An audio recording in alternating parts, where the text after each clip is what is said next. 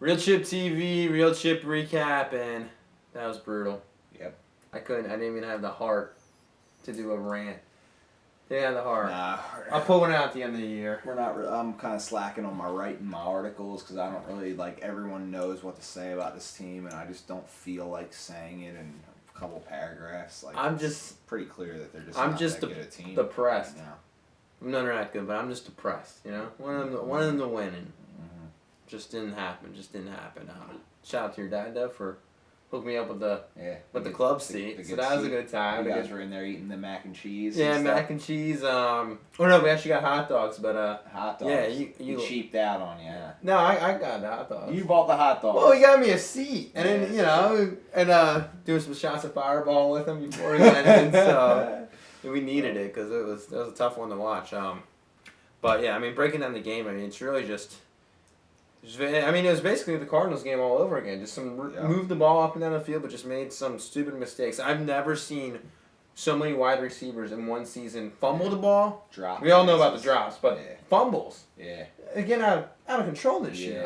I mean, toward the end of the year, it kind of went like 2014. They, except for the fact that we went 10-6 in 2014, they just had the same problems happen down the stretch that killed them. Turning the ball over, being unable to sustain an offense, offensive production, and on defense just getting killed. Those couple games when we didn't have Bradford in there and Sanchez came in.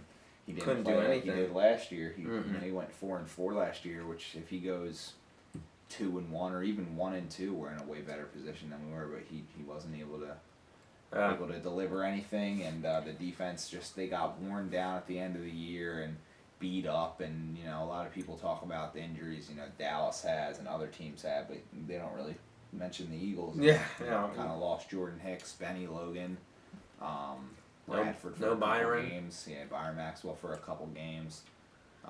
So it's tough when you. I mean, you get injuries like that, and you're not playing well. You're not going to do good, and that's exactly what happened to Dallas. They didn't play well at all. Yeah, exactly. To go like 1-8 without Romo is pretty devastating. Yeah, and the Eagles, when they lost some key pieces and guys were hurt and it stinks because young guys getting hurt, it hurts their growth. And I mean, I still have confidence in the team. And Chip said today he felt like they're not that bad. He said he doesn't feel like they're a bad team. They just made stupid mistakes. Right. That's what a bad team is. And I do agree with him that he said that he doesn't think the team needs to be blown up. Or no, I don't think you do at all. Because otherwise, this year's a complete waste. Yeah. Especially if you don't keep Bradford, who he played the whole season, got better, and played well. He's probably your best player on offense. That's what I literally said that today. The guy didn't play in 2 years, and he was probably the best player we had. I know, on which offense, which is pretty disturbing. Yeah, we were supposed to surround him with guys to be better than him, so he could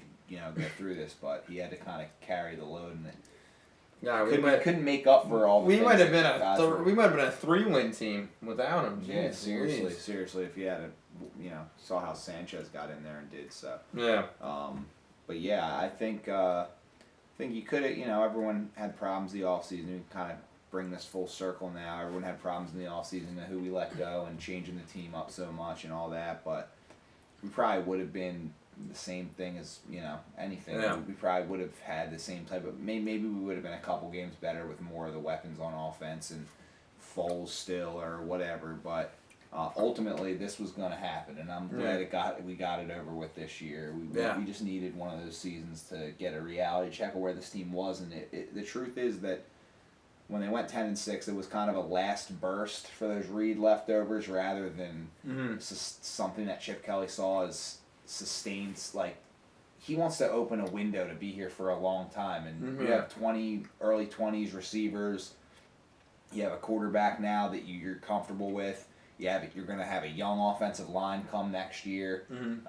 You have a young defensive front, mostly a young defense in general. So that's kind of what he wanted to do. And obviously that might take like a couple years to come to full circle and see the whole vision. But when you compare it to keeping the guys that were in their prime and getting paid double-digit millions, I'm just kind of glad that you can only keep so many of those guys. Yeah, he wiped that out and just went through what we had to go through to rebuild. So I'm kind of I don't like losing, but I'm kind of glad that we got it over with this year and we go forward. Yeah, I think that the expectations were just so high, coming into the season, and you bring in all these, you make a big splash just like this, you really want to just go out there and just kill it, and I mean both of us kind of thought that they would be better than what they were. Maybe you're drinking a little bit of the Kool-Aid, Yeah. but I mean I think they made the right steps, and I think they've been.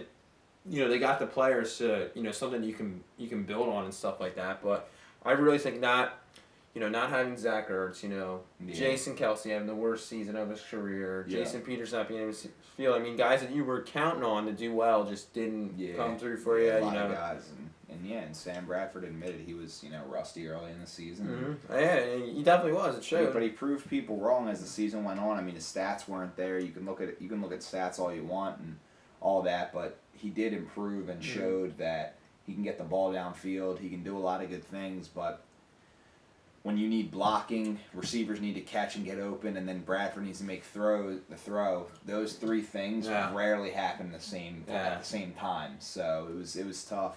Yeah, you said it best. That's what you said after the game. Yeah. You said it best that you need those three things. You need the guys to be blocking. You need the receivers to catch the ball. You need an accurate pass, and maybe we'd get 1 out of 3 on play. Exactly. Yeah. The blocking would be there, but Bradford would miss the throw, or the blocking would be there and a receiver would drop the ball, or the blocking wouldn't be there, or the guy wasn't open. Yeah. There's so many. And I think the thing that happened the least out of all those 3 was Bradford missing the throw. Yeah. Everyone wants to highlight those things, but you had the Zach Ertz throw that he missed, but. You know what? He's under pressure, and he got it out. And not even just this game, but most of the season. You go back to the first Redskins game. He throws a dime to Zach Ertz in coverage for a touchdown at the end of the half that would have changed that game completely. But Aguilar was lined up the wrong way, and they got the illegal formation. And happened in the Miami game, even with Sanchez. Riley Cooper was lined up the wrong way, and the guy hit Ertz for a touchdown to win. Mm-hmm. And it didn't stand because the guy was lined up, the penalty. So that's another thing. You can't get penalties. And a lot of our big plays, some holding calls brought us back. And just a lot of problems. And that's not a good football team. And you see these other good football teams when you play them and whatever the case may be. They don't make those mistakes. Yeah, I mean, so, looking...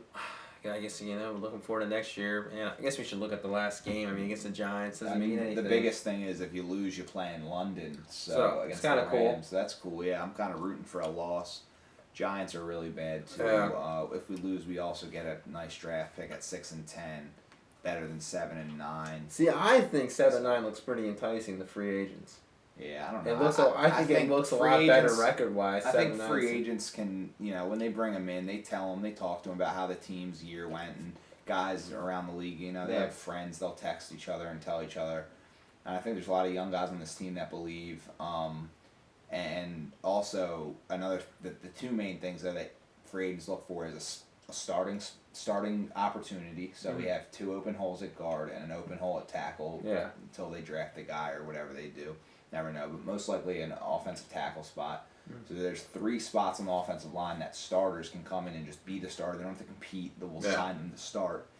And then they look for money. So if you give them money and say they're going to start, they'll probably go anywhere. Yeah, no, that's true. Yeah, but I mean, you can see this team has some talent as well. Oh yeah, no, absolutely. I think I think the media gives it a bad rap, but I think that we have a good squad, and I'm just hoping you keep Bradford, and sign like a mobile veteran. Yeah. That's what I think. And you got to draft the guy. Sanchez has to be gone. He's eating $5.5 million, and he's not worth that. But either way, Chip said today that they're gonna do, or he said this week, or after the game. I don't remember. I watched so many press conferences. I can't remember. But he said since the game ended against Washington, he said that they're going to do everything they can to keep Bradford here, and that him and Bradford are on the same page about him playing here, and he said he's happy here, and I would say so. I mean, the guy got a house seven houses down from him, and I think they plan on being here and trying to right the ship. That many say that Chip ruined. So. Well, Chip's the GM, so if he wants to keep Bradford, he'll do it. Yeah, exactly. I'll do it. So. And I think when you traded for the guy, you didn't think 1 year was going to be all you got. No, barring if he would have got hurt, maybe. If it would have been another poor injury. But the fact he made it through the season. And he looked better all year. He looked like he, was And same with Alonso. I don't think he looked better all year, but he was also rehabbing. So he's on a cheap salary, and you're going to keep him. I know a lot of people don't like him, and they think he's not that good. And he really some guys never return to form after a knee injury. Some guys always have injury problems after that. Like look at Stuart Bradley. He had injury problems. He looked like he was going to be a stud, and then got hurt and never was the same. And I'm not saying that that's definitely not going to happen with Alonso. He could be ruined. He could be damaged goods, but he's cheap. It's low risk. Everyone's saying we lost that trade, but we got rid of $12 million in Shady McCoy to bring in Sam Bradford on $13 million. So you're trading salaries, and it was more to get rid of Shady than to get Kiko. Kiko was almost a bonus. Just, well, we got this guy. Let's see how he is, and you're going to give him another chance, and he's in his contract year, so if he wants to stick around, he's going to need to perform. Yeah, I mean the big thing is you're rehabbing all off season. This season he's training. Exactly. Like Bradford. Bradford's not focusing on just rehabbing. He's focusing on learning the offense. Probably flying out to Arizona or wherever where players go practice together and do stuff like that. Zach Ertz always has like a camp where he invites the quarterback out. So that's the thing that I think is going to be huge for this offseason going into next year. Just have a healthy offseason. Yeah, and the team they know each other more. Mm-hmm. Jordan Matthews said it after the game, and he said a lot of people don't want to hear this, but it's the truth. You have a lot of young guys. You had a lot of turnover, and seeing some big plays and having some good games gives people hope, but really it doesn't always go that way. It's just you got to keep on building and keep on getting that experience, and that's exactly what these guys need is experience. They need to add some pieces, of course, but it's really all about using the core you have now and hoping that they all can come together and continue to produce and all that kind of stuff. Yeah, well, that's going to wrap it up for us this time, guys. Join us for Chip Chatter. Get your questions in by 5 o'clock tomorrow, Wednesday. It's almost the last Chip Chatter. I guess we do one after the Giants game, and then we'll do... we're gonna figure out what we're going to do at the end of the season. Yeah, the off-season. I like, showing some of our flag football stuff. Yeah. I feel like not a lot of people are going to care about that, Sunday. But I know. I feel like a few of you guys would like to know. Yeah. Would like to know. A little bit of flag football stuff. We'll do that. But we'll keep Chip Chatter rolling. We do need to shut it. We need to do Chip Chatter. We'll talk about shutting it down after our last episode of Chip Chatter. That'll wrap the season up. But we'll bring back an off-season Chip Chatter. We're gonna take a break and let everyone see how these playoffs play out. All that. But we'll be back, and we'll have some new stuff for you guys, some new giveaways, all that kind of stuff. So stay strong with us, finish strong, unlike the Eagles did, and we'll finish strong together, and then we'll shut it down for a little bit, and we'll bring it back up, and we'll be refined, and we'll be ready to go. Yeah, we're gonna retool. All right, guys, join us next time. RealChip TV.